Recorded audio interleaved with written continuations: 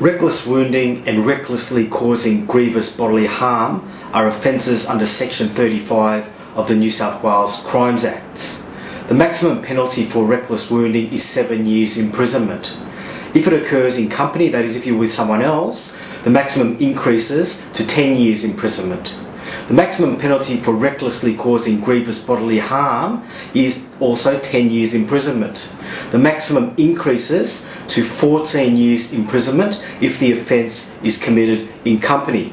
Now these are Table 1 offences, which means that either you or the prosecution can elect or choose to take the matter from the local court to the district court. However, it's often better if the matter remains in the local court because the maximum penalty for each of the offences is 2 years imprisonment in the local court.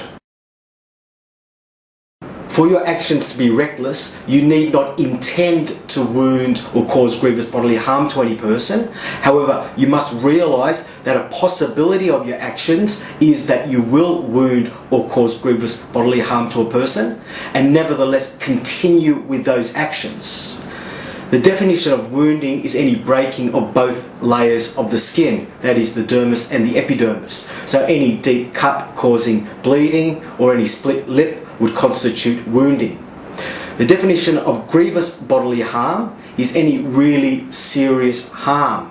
It can include any permanent disfigurements, any serious fractures, any damage to internal organs, any killing of a fetus. Now that is grievous bodily harm.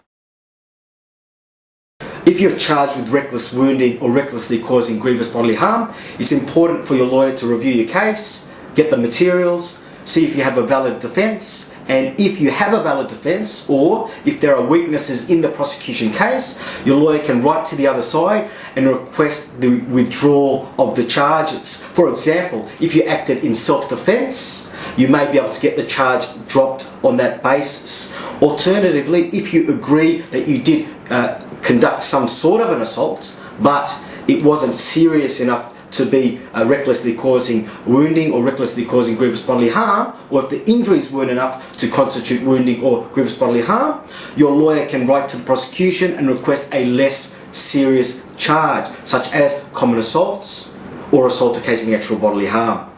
If the case nevertheless proceeds to a hearing, you should have a look at your lawyer's track record, and they should have a good track record in defending serious assault cases.